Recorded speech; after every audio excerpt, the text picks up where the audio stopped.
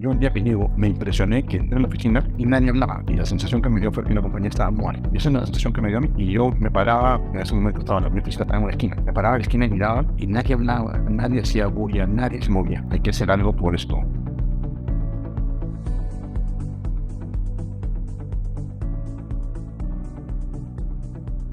Bienvenidos a otro episodio de Gana Podcast. En este episodio tenemos a Raúl Díaz, gerente general de Aeropuertos Andinos. ¿Qué tal, Raúl? Gracias por aceptar la invitación. No, gracias a ti, Hansel, por la invitación. Me encanta el podcast, así que es un gusto participar también de este lado. Gracias. Bueno, quiero ir a los inicios. Estudiaste economía en la Pacífico. En ese momento tenías claro el largo plazo. O sea, querías ser CEO, no querías ser CEO, ya la tenías clara.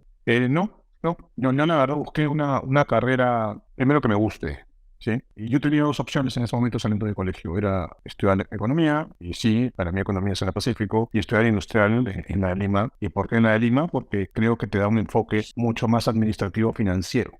Entonces, esa era básicamente mi idea. Y si me pregunta por qué me fui por economía entre estas dos posibles elecciones, es porque la química y la física a mí no me gustan mucho, así que es bueno saberlo, ¿no? Pero como para vivir con eso permanentemente no me llamaba mucho la atención. Y termino en economía porque dije, yo quiero manejar compañías, pero no como pensando como ser un CEO, sino en realidad quiero hacer algo en compañías, quiero manejar compañías. Y creo que la carrera de economía te da una posibilidad de saber un poquito más que el resto en términos de conocimiento que el resto de carreras. Así que básicamente fue por eso, sí, economía en el Pacífico. Además tenía a mi tío, a mi primo, a mi otro primo que estudiaba también en el Pacífico. Así que una parte del ejemplo, ¿no? Claro. Seguiste un poquito el ejemplo y de ahí, ¿cuál fue tu primer trabajo? Lo que pasa es que yo empecé a trabajar desde que soy un cuarto, quinto ciclo probablemente. Mis mejores amigos hablan que yo en la universidad siempre asistía, pero los que estudiaban eran ellos, ¿no? Porque tengo amigos que son unos genios, o sea, primer puesto economía, segundo puesto economía, pues, capos, Robert Miles, leíste. es Robert Marx, ¿no? O sea, uno de mis grandes amigos de la universidad se va a una maestría a Londres y termina siendo primer puesto también. Un monstruo, ¿no? Claramente no era lo que yo quería. Y eso es una decisión que uno va tomando en el camino. O sea, sí, la economía todo bien, pero hay economistas más puros y hay economistas que tienen la opción de siendo economistas en las empresas también. Entonces lo que yo me di cuenta es que ya que no me gustaba tanto el tema teórico, por decirlo de una manera, tenía que ponerlo en práctica lo más pronto posible. Además del tema económico, ¿no? Tenía que meter plata para pagar parte de la carrera porque mis papás no iban a pagar completa. Así que desde cuarto o quinto ciclo yo he trabajado en algo, o practicado en algo. Pero creo que la que primero se podría llamar me tocó, para mi suerte, trabajar en una empresa que se llamaba Prisma, Inversiones y Finanzas, como practicante. Y lo que se hacía era básicamente consultoría de proyectos de inversiones. ¿Cuál era la ventaja? Uno, que sí, pues, o sea, tenías que aplicar los temas financieros, pero la ventaja es que era un proyecto no financiero, ¿no? Podía ser una de viviendas, podía ser uno de agua, empezabas a hacer un análisis de muchas cosas. Terminabas hablando con muchas personas de diferentes sectores o diferentes tipos, de diferente origen, y ese proyecto era liderado por el gerente general de esa compañía. Entonces era como que yo, el practicante, sí, claro, o sea, tipeando, ¿no? Tipeando, llenando números, escribiendo cartas o haciendo documentos, pero con toda la gente en muchos lugares y hablando con el gerente general de la compañía para tomar decisiones, ¿no? Eso fue una linda experiencia, en realidad. Claro, es un golazo poder tener una persona así al costado y poder aprender desde la etapa inicial. Es bien importante, por si acaso, esta persona, hasta el día de hoy, yo lo considero mi amigo y somos, digamos, amigos de familia, ¿no? O sea, nos reunimos algunas veces para salir a cenar con su familia y es, digamos, es uno de mis mentores, ¿no? ¿Qué aprendiste de él? Primero, es un genio de finanzas, ¿no? Pero lo principal es que, sí, sabía de números, pero esos números tenían que dar un resultado. O sea, hay que pasar ese negocio a números y hacer que eso funcione. No simplemente una respuesta es, eso no va.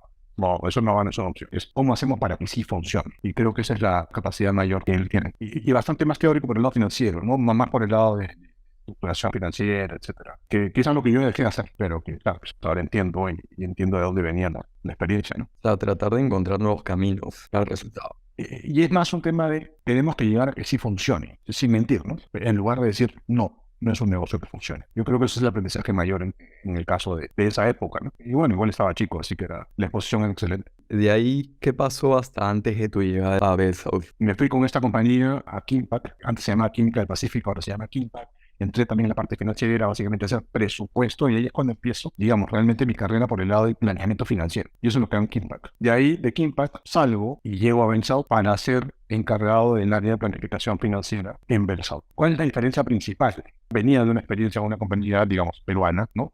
pequeña. Pasas aquí Impact, una compañía peruana que había sido del Estado, muy tradicional, con ciertos comportamientos todavía tradicionales, que estaba en proceso de cambio, para pasar a Bells Out, que era una compañía completamente distinta y además, de alguna manera, con ciertos estándares de formación o educación que son importantes. Una compañía Amena viene mucho estándar distinto a lo que funcionaba normalmente en una compañía peruana. Así que, ¿qué pasó hasta ahí? Yo te diría que, y ahí también es parte del aprendizaje, habiendo estado en Impact, uno va aprendiendo en qué culturas de compañía no se siente cómodo. Y nada, empecé a buscar trabajo, me llamaron de Bells Out por un headhunter y gané la posición y ahí entré. ¿Qué viste en planeamiento financiero que lo viste como una previsión de vida laboral? Y quiero irme más arriba. Yo he terminado siendo director financiero de ahora. Yo creo que el director financiero debe ser alguien que conozca realmente de negocio. Y ahora esto es algo que todo el mundo lo dice, pero probablemente hace 20 años el director financiero estaba más cercano a alguien, no quiero decir más bookkeeper, sino más administrativo. Y a mí eso me molesta. Entonces yo decía, no puede ser que un financiero no sea parte del negocio. Algo que es lo que está pasando hoy día probablemente con tecnología, que nadie entiende por qué tecnología debería ser parte de la estrategia del negocio. Bueno, tiene que ser, hoy día tiene que ser. Entonces, ¿por qué planificación financiera? O sea, porque fue el primer momento en el que me di cuenta que había la posibilidad de entender el negocio y traducirlo a números. ¿Por qué es importante traducirlo a números? Porque no solo mi jefe, sino el jefe de mi jefe, y el gerente general, y el directorio, y los accionistas, te van a pedir resultados. Entonces, la mejor manera de demostrar que un negocio funciona es mostrando resultados. ¿Cómo los traduces? En el área de planificación financiera. Y eso es, para mí, es lo que más me gustó. Obviamente, siendo obligado desde mi punto, o sea, diciéndole a mi equipo en ese momento, me salen todos a la calle para que entiendan qué significa vender un celular. En el caso de Elsa, por ejemplo. Súper importante. Creo que en todas las áreas de negocio, conocer realmente el negocio. Lo que pasa es que tú no sabes qué es lo que la otra parte está pasando para poder cumplir con lo que tú estás viendo en los números. Y es bueno que lo sepas, ¿no? O sea, digamos, en Benson, tal persona tiene que ir a vender a tal cuenta de cuántos teléfonos. El proceso de negociación. Tú sentado en un escritorio no lo conoces. Entonces, te sientas allá, los acompañas. No tienes que hablar. Simplemente vas, apuntas y vas entendiendo, pero vas a entender el proceso de negociación. Y eso es calle. Eso es experiencia de campo. Entonces, regresas a tu escritorio y dices, todo lo que ha hecho este pata para conseguir esta cuenta. ¿Sí? Ya no es un papel, ya no es una carta donde dice 200 equipos y tantos miles de dólares de cuenta. No, es mira todo el proceso que hizo, desde contactar a la persona, buscar, acercarse, todo lo demás, todo lo que le ha costado las 18 veces. Eso, normalmente en un escritorio, pero la gente no se entiende, ¿no? Hay que darle valor a las cosas también. O sea, entender a la otra persona, porque claro, como conversábamos antes de la entrevista, los negocios están hechos en base a personas. Todo es personas. Y lo que te respondo de nuevo a lo que te comenté hace un rato es, el mundo está hecho de personas. Y el mundo está hecho de personas significa no solo tu familia, sino en tu compañía, a donde vayas. La verdad es que hay que entender siempre la otra parte. O sea, no necesariamente cuando estamos frente a una persona, las dos partes pensamos igual, queremos lo mismo o vamos a reaccionar igual. Entonces hay que entender realmente en qué situación está la otra persona. Yo creo que ese es el secreto, que básicamente es empatía. ¿Cómo desarrollas eso? No creo que haya una fórmula mágica. Yo particularmente creo que hay gente que tiene mucha habilidad, A la cancha. que le nace, pero además hay gente, digamos, que sería más mi caso, que tengo que ir a la cancha a buscarlo, ¿no? Y ya, habiendo pasado todo lo que ha pasado, el walk the talk para mí es bien importante, ¿no? O sea, mi problema con digamos, con el trabajo ahora remoto es que yo no tenía la sensación de las personas, ¿no? Entonces, yo voy una por una, les pregunto cómo están, y no quiero exagerar, pero yo hoy día sé qué tema tiene cada persona que viene a la compañía, ¿no? Pero hay que tratar de entender cuál es la otra parte siempre, ¿no? Bueno, volviendo a tu línea de carrera en Bell South, ¿qué retos tuviste? El primer reto fue llegar, mi jefe en ese momento no era tan financiero como yo, entonces se dio cuenta de su oportunidad, fue traer a alguien que sepa más de finanzas y crearme la organización para empezar a mejorar el nivel de reporte de la compañía. De nuevo, una compañía gringa, una compañía americana, y por más que tenías un nivel de reporte, digamos, de aquí para afuera, los reportes de aquí para abajo no estaba bien establecido. Entonces, eso fue lo que tocó hacer primero. Yo te diría que los 2 primeros años, el primer año y medio, fue, vamos a ordenar esto, vamos a darle en la organización correcta y vamos a empezar a generar reportes por unidad de negocio para que la gente pueda gestionar su negocio y pueda entender qué es lo que tiene que hacer, ¿no? O sea, primera sorpresa es, oye, esta unidad de negocio tiene rentabilidad negativa, ¿no? Ok, no sabíamos. Bueno, ahora ya lo sabes. Es tu decisión, pero por lo menos ya lo sabes. Entonces se empiezan a tomar acciones sobre eso. Y el tomar acciones significa, dentro de ese análisis, qué variable vas tomando. Y ese es el papel que tienes normalmente, digamos, como analista financiero, que es ver aquellas tuercas que tienes que mover para que al final el resultado sea positivo. Luego de armar eso, Y en el caso mío, para mi suerte, la verdad hicimos tan buenos reportes que fueron reportes que se llevaron inclusive a casa matriz y fueron copiados. Nosotros llegamos a hacer reportes en castellano aquí en Lima y en inglés porque nuestro reporte era fuera en inglés. Cuando vieron el reporte en inglés, ese reporte en inglés lo llevaron para la matriz. Era una buena oportunidad de exposición porque tuve que ir a explicarlo, pues a plan, por qué se pensaba el reporte de esa manera, porque siempre las variables iban en ese orden y la variable tenía un impacto sobre la siguiente, que probablemente no era tampoco descubrir la pólvora, pero era tratarlo de abonar el proceso de análisis para que todo el mundo lo entienda. Llegó hasta la casa matriz. ¿Y cómo fue ese proceso de ir a explicarlo ahí a la casa matriz? Horrible, pues, ¿no? Súper redundante. O sea, a ver, ¿en qué línea estaba yo, no? Yo era jefe de planning, había un gerente de planning, había un director financiero y había un gerente general. O sea, yo estaba 4 pisos abajo del edificio, ¿no? Y en eso me llama la secretaria del gerente general y me dice, ¿puedes subir un ratito, por favor? Bueno, vamos. Yo estaba sentado en la reunión, estaba mi jefe, el director financiero en ese momento y el gerente general, ¿no? Yo dije, me agotaron. No hay alternativa. O sea, yo para estar acá parado con toda esta gente y es porque algo hice mal. Y no, la verdad, fue al revés. Pues este reporte que has hecho ha llegado hasta arriba y les ha parecido, no quiero decir ni bueno ni malo, sino tan lógico lo que has hecho, que me han pedido que vayas adelante y lo expliques. Bueno. Bueno, vamos, hace 20 años, ¿no?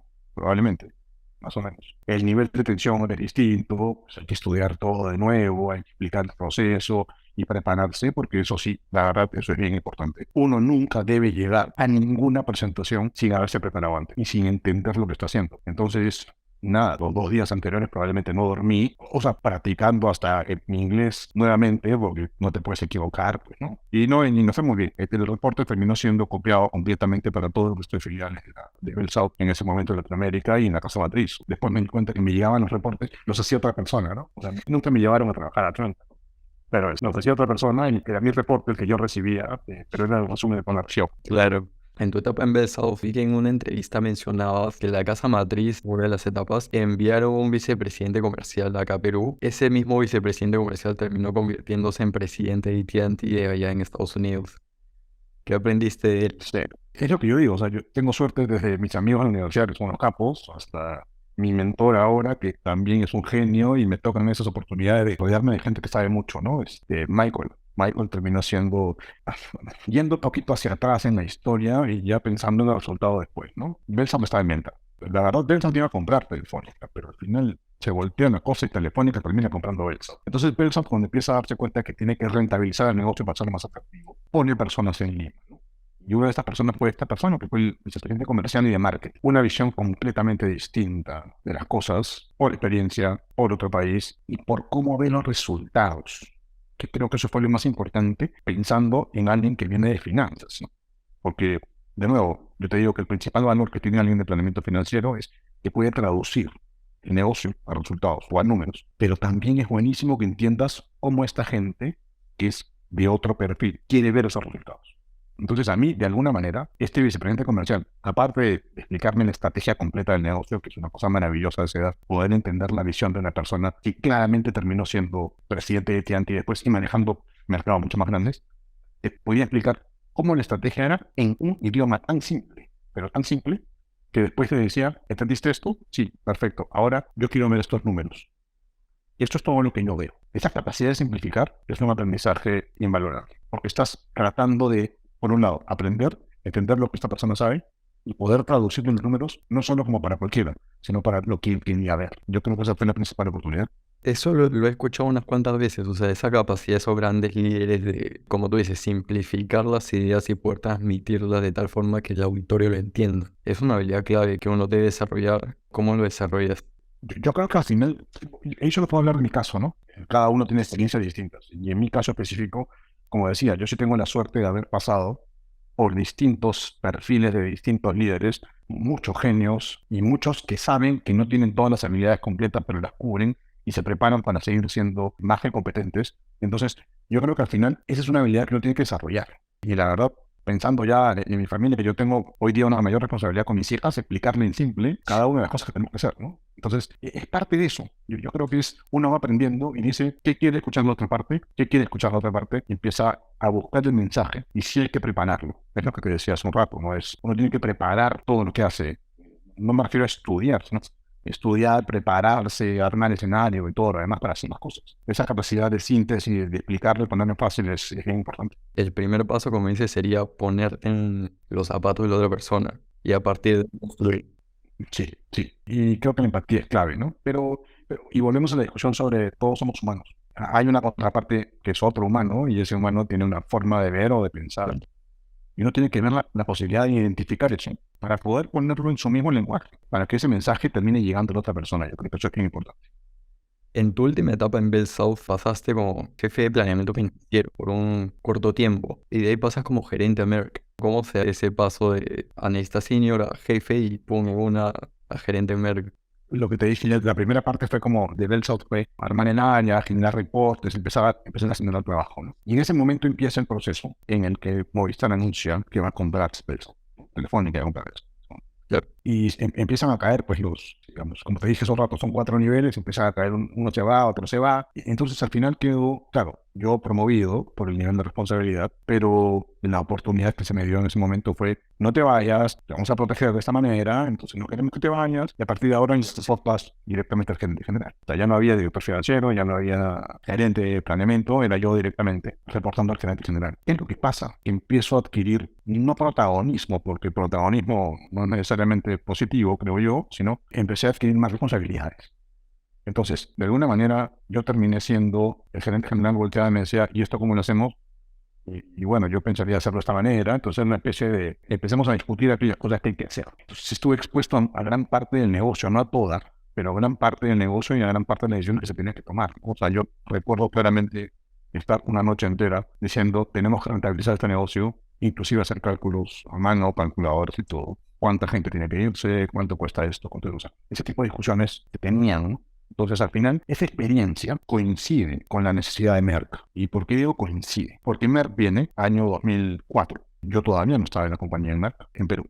Y dicen, vamos a dejar de vender este medicamento, que se llama Vioxx, y la compañía pierde a nivel global el 50% de su ingreso. Pero Y el gerente general de la compañía a nivel global dice en ese momento, no vamos a hacer ninguna reestructuración. Yo creo que claramente es un comentario político, pero o sea, en ese momento lo dice. El problema con eso es que si no es una reestructuración, vas a quebrar la compañía. De todas maneras, se va a ocurrir. Entonces, cuando a mí me llaman, se abre la posición de gerente de planeamiento en Merck. Se dan cuenta que yo tenía todo el expertise de rentabilización de negocio, digamos, de alguna manera, porque ya lo había vivido antes. Entonces, cuando me ven, dije, ok. Y claramente Merck va a ser la mejor escuela que tengo en mi vida. Pero ok, tú sabes esto, sí, yo ya pasé por estos temas, sí, cortan acá, rentabilización, reporting y todo lo demás, sí. Ok, y me llevaron. Y tal cual, fue un headhunter en ese momento. Y apareció la oportunidad y me fui, porque, pero pues, era un movimiento hacia arriba, ¿no? Ya no era un movimiento lateral. Pero ahí te das cuenta que había ese engranaje entre lo que hice acá, la exposición, y venir aquí, y esa necesidad tenía la compañía en ese momento, ¿no? claro, fue algo bastante natural. Sí. Y llegaste a Merck y dices que ahí tuviste el mayor aprendizaje de toda tu carrera. ¿Por qué? Merck es una compañía también americana, laboratorio farmacéutico. Hoy día ya no sé cómo está, pero debe estar entre los 3 más grandes del mundo, 5 más grandes del mundo. Muy estricto a nivel de comportamiento. Y uno dice, ¿para qué te sirve eso? Porque tienes que comportarte de manera transparente y natural el resto de tu vida. Sí, o sea, nadie debe hacer ninguna cosa extraña en el camino. Y eso para Merck era bien importante. Pero además no era suficiente con que tú cumplas con este nivel técnico, digamos. O sea, ok, sabes sumar. Perfecto, todo bien. Cualquiera sabe sumar. Pero tú tienes que comportarte de esta manera y mucha preocupación por las personas. Mucha preocupación. Entonces, ahí viene otra parte del aprendizaje. Es ellos en Merck te dicen más o menos el esquema. Tú eres mi alumno aquí, tú eres mi empleado aquí y te puedes mover en este cuadrado. Y en este cuadrado es importante que te preocupes de las personas, que seas muy transparente, que no hagas ninguna cosa ilícita o ilegal, y según eso vamos a ir avanzando nosotros con ambos para que tu carrera se vaya desarrollando. Y así más o menos cómo funciona Merck. Tienes un grupo de empresas de escuela, ¿no? O sea, Procter & Gamble, no sé, EY para otra gente. Ya, para mí fue Merck. Yo creo que es el mayor aprendizaje que tengo en general en mi carrera. ¿Qué retos tuviste en Merck? Ahí habían cosas un poco más ya ordenadas. El nivel de reporting que yo hacía era igual o casi igual a lo que yo podía hacer. Así que fue básicamente estandarizar algunas cosas, estandarizar procesos, traer gente. Y lo que pasó en el camino es que se tomó la decisión de que a nivel regional poner un centro financiero regional para llevar todas las funciones transaccionales, digamos. Entonces te quitaban contabilidad, te quitaban facturación, te quitaban compras o abastecimiento. Entonces todo eso lo manejaban centralizado. Entonces la verdad es que tú terminabas dedicándote a hacer cosas mucho más interesantes para el negocio. Tu valor agregado era mucho más claro. Lo transaccional lo hacía alguien. todo bien, está muy bien, y funcionaba perfectamente, igual para todas las compañías en Latinoamérica. Entonces, en ese momento, y es cuando me dicen a mí, bueno, ok, ya que esta posición va a quedarse a cargo de toda esta parte, bueno, vamos a promoverte para que seas director financiero en Perú. Entonces, era como que, ok, llegué por el camino correcto, yo participé del proceso de estandarización, de todos los procesos, entonces también llega más o menos un paso lógico. Yo entré en el 2004, a ver, que en el 2008 pasé a ser CFO de la compañía en Perú, ¿no? Ya eras gerente en Merck, hiciste un MBA. ¿Por qué?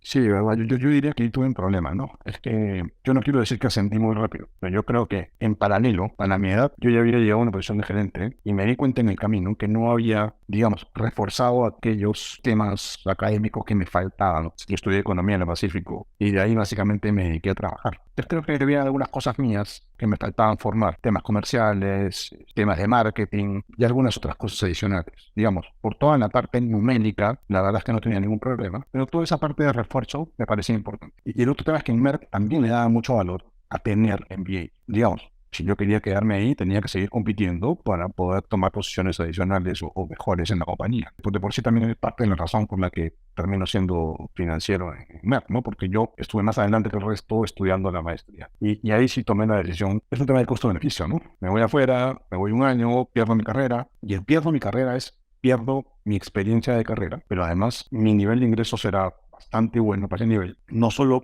no es como otros casos que uno está diciendo, si hago esto, mi siguiente paso me van a ascender. Yo decía, si yo regreso, me van a poner en la misma posición. Por lo tanto, no veo ningún beneficio real por el lado, digamos, económico, como para ir a gastarme la plata a otro país. La experiencia tiene mucho valor. Y después ya me moví a otros países por trabajo, pero creo que ya no hacía sentido por el lado económico. Y te estaba yendo muy bien en Merck, ya eras director, ya eras CFO, y de ahí te moviste. ¿A qué se debió el cambio? ¿Qué veías en ese momento?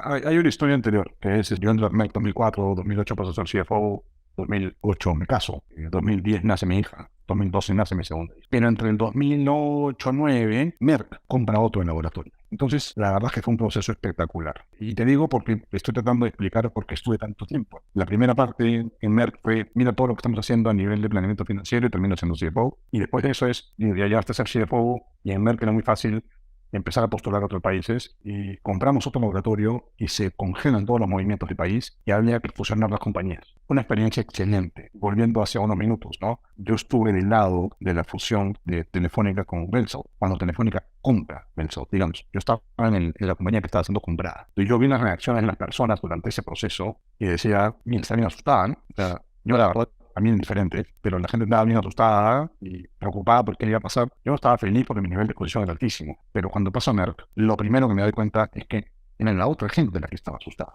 Entonces, esa experiencia hizo que, de verdad, y creo que es la primera experiencia real que uno empieza a trabajar mucho más cerca de las personas, es empezar a evaluar cada una de las personas y hablar con cada una para poder hacer este proceso de la manera más transparente, simple y justa posible. O sea, había gente que pasaba y gente que no pasaba para hacer una compañía nueva. Entonces, al final, yo creo que esa experiencia demoró 2 años mientras iba a hacer todo lo que iba a hacer.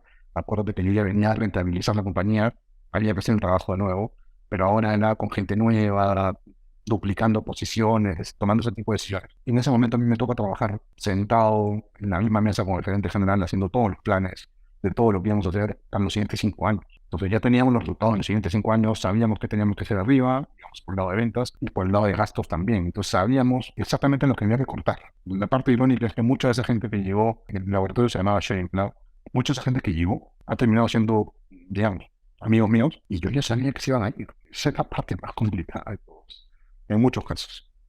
¿Y cómo afrontabas eso a nivel del mindset?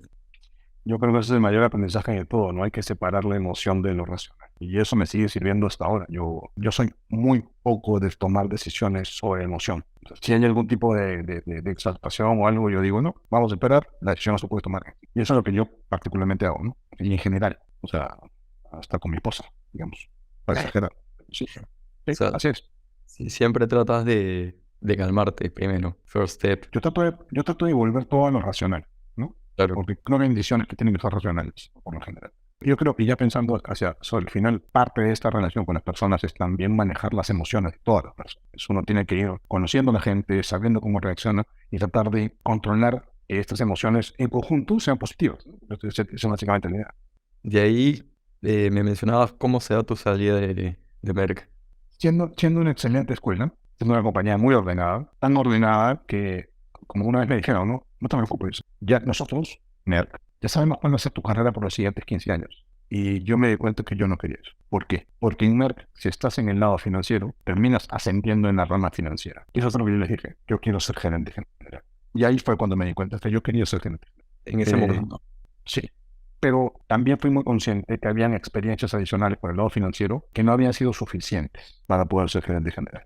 Yo, siendo director financiero, me iba con los visitadores médicos a visitar doctores. Yo me iba a los hospitales, yo me iba a las clínicas, porque me gustaban esas cosas, pero no era suficiente. Entonces decidí, en ese momento me apareció una oferta de una compañía en Costa Rica, también un laboratorio farmacéutico, y me dijeron, queremos que seas director financiero, pero para toda la región. Y dije, ok, si no voy a ser gerente general aquí en Perú, por lo menos voy a poder ir por la rama financiera, pero ya no desde el lado que me dan las órdenes, digamos, sino desde el punto de vista del que da las órdenes y decide qué se hace en cada una de las subsidiarias. Y me fui y moví a toda mi familia, mi esposa, mi hija menor, mi hija mayor tenía 1 año y algo, mi hija menor recién nacida. O sea, literalmente recién nacida. Ella nació en junio y yo me fui solo en agosto y mi familia llegó en octubre.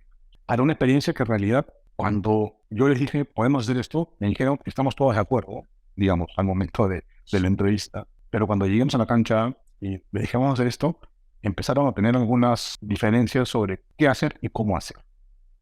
Así que le seguí dando vueltas, seguí con eso, y dije, ok, y esto también es importante, pasar de Merck a una compañía más pequeña y más real, esa es una experiencia también importante, ¿no? Entonces vas aprendiendo de aquí, yo estoy directamente sentado con el dueño de la compañía, ¿no? Tomando unas decisiones, y bueno, pues el dueño de la compañía puede tomar una decisión de acuerdo con su necesidad, ya no es una corporación. Entonces empiezan las discusiones sobre aquel plan que parecía perfecto. Probablemente en el camino el dueño dijo, ya no me suena tan perfecto. Entonces empezamos a tener discusiones que ya no valían la pena, así que le dije, mejor me voy para poder mantener nuestra relación lo más cordial posible, y listo.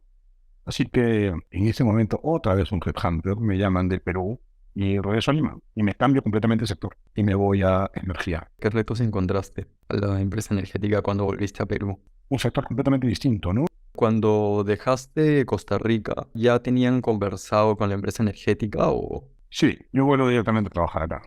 Ah, De por sí, nosotros casi nos quedamos en Costa Rica porque me hicieron una oferta allá, pero decidimos regresar. pero daba más sentido volver a Lima. Yo preferí la oferta de Perú porque mi mamá en ese momento le dio cáncer, entonces dije, creo que vale la pena regresar, Claro, porque mis hijas estaban pequeñas y digamos, eso de no tener abuelos no es algo tan bonito. Entonces quería que tanto mis hijos tengan abuelos como mi mamá tenga nietas, entonces claro. tomamos la decisión de regresar, principalmente por eso, pero es un sector completamente distinto, ¿no?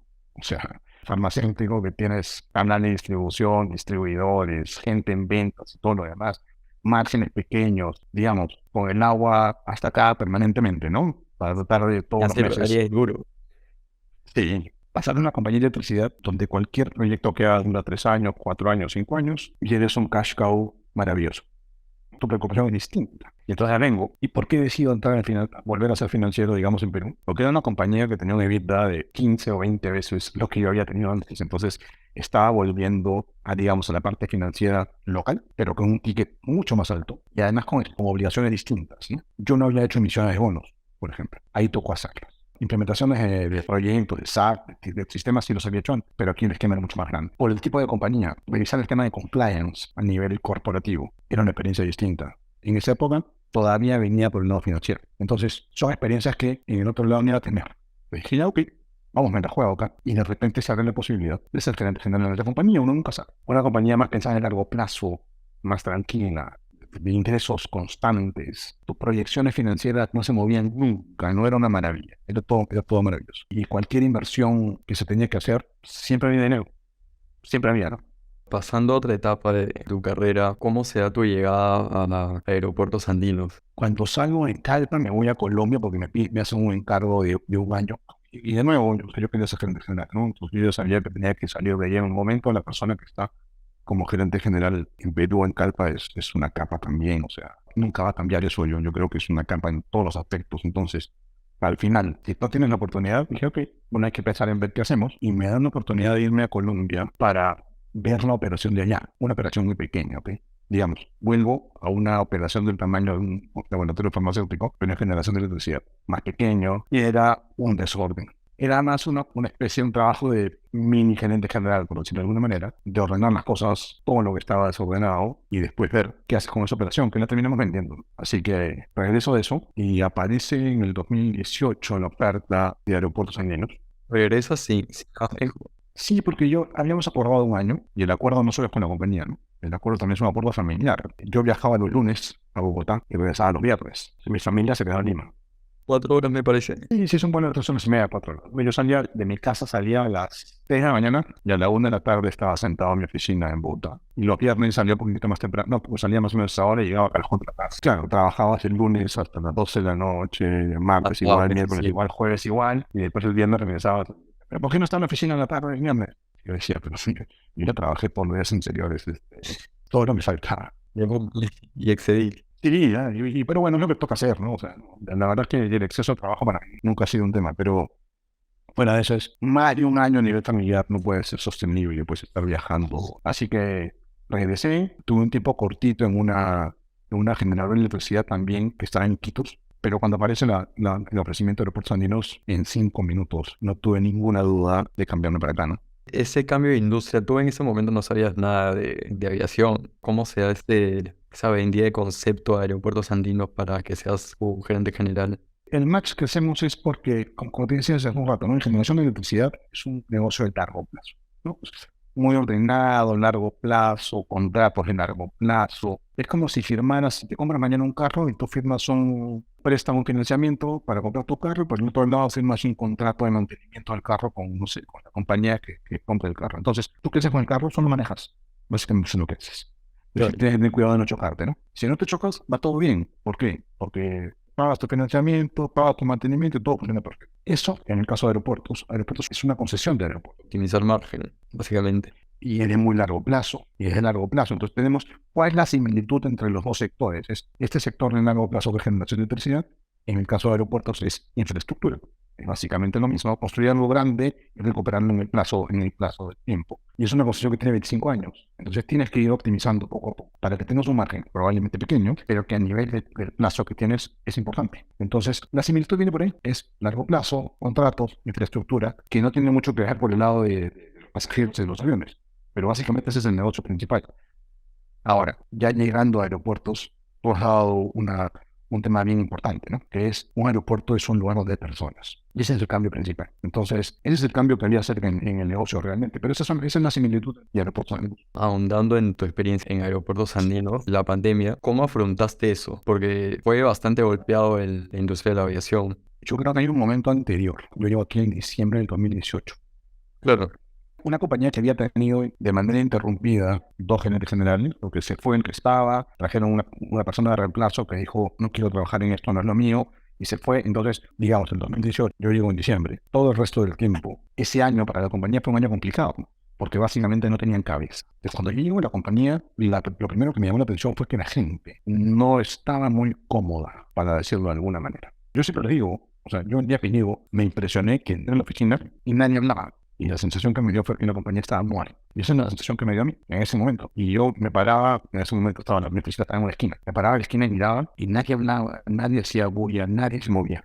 Hay que hacer algo por esto. Hasta el día de hoy lo sigo pensando. Entre el 2018 y todo el año 2019, lo que hicimos fue generar un propósito para la compañía. Y generar un propósito de adentro hacia afuera. O sea, realmente yo me pasé por todos los aeropuertos, hablé con todas las personas de la compañía para entender por qué estaban aquí. Una cosa es manejar la compañía, pero otra cosa es hacer que funcione. Y me di cuenta que la gente estaba muy orgullosa en el camino de ser una compañía, pero no solo por ser la compañía, sino por lo que nosotros damos y el impacto que tenemos a nivel económico, social, etcétera, en cada región en la que estamos. Entonces, lo que se hizo en 2019, y ahí sí, claro, parte porque yo vine, pero fue un trabajo en equipo de mucha gente que está aquí hoy, es vamos a darle un sentido a la compañía. Si me preguntas cómo fue la pandemia y cómo es lo que está pasando hoy, es que estamos vivos por ese motivo, porque la gente empezó a entender que como la compañía tiene un propósito para hacer algo más grande de lo que realmente hacemos. Y además, mi nivel de comunicación es muy transparente con todos. Yo no tengo ningún problema. A veces hay que avisarte que te puede gustar, no te puede gustar lo que te voy a decir, pero te lo voy a decir. Yo es algo que de verdad trato de que toda la gente haga.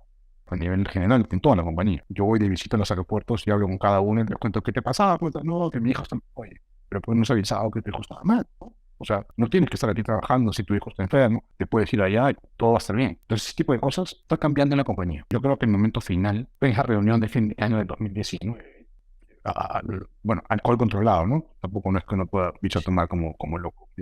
Pero el nivel de diversión que se vivió en esa fiesta de fin de año fue impresionante. Armando un equipo completo. Yo creo que ahí empieza la historia en el aeropuerto. Y tú lo puedes ver después. Hacemos una implementación de propósito también para la compañía, etcétera. Pero empezamos a cambiar todo, ¿no? Para que la gente entienda que tenemos que empezar a comunicarnos y todo lo demás. Y ahí partimos. Y tuvimos, como yo le digo, diciembre, enero, febrero, con resultados 25% arriba de lo que esperábamos. La base es el propósito.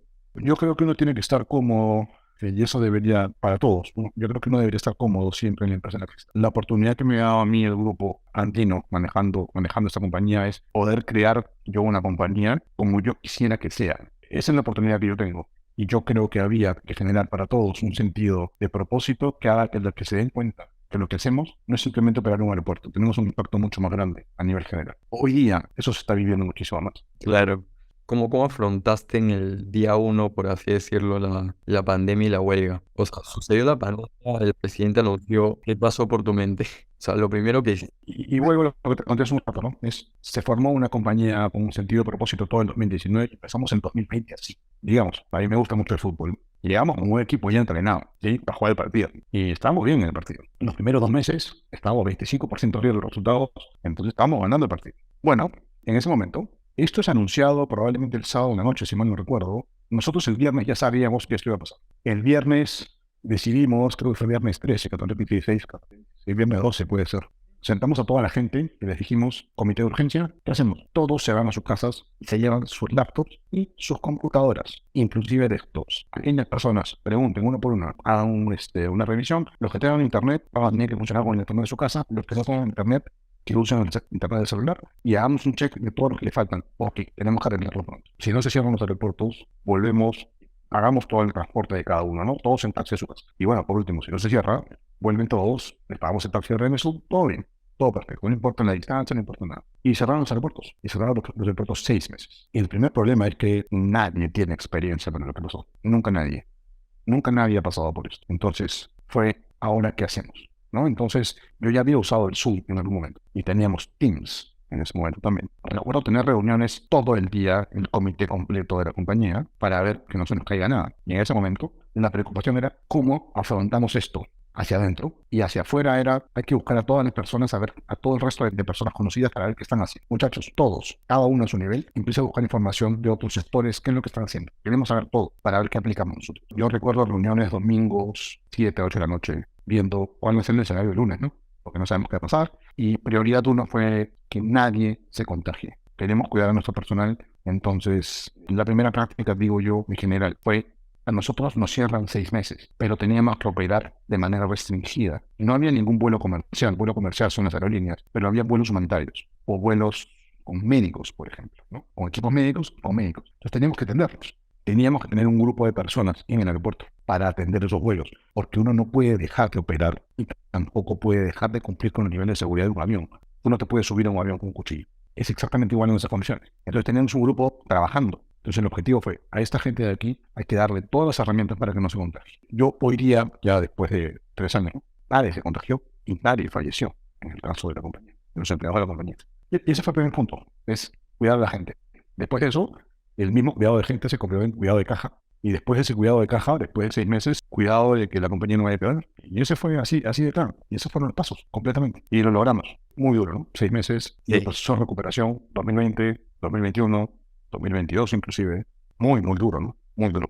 En la trayectoria que has tenido hasta la posición en la que te encuentras, asumiendo diferentes retos interesantes, ¿llegaste a encontrar un balance post-oficina? Llámese familia, llámese tiempo personal, amigos. ¿Llegaste a Sí, encontrar? yo tengo ahora, tengo buen balance puesto oficina. Tengo mi oficina en mi casa también. Tengo 2 oficinas, una en mi casa y una aquí.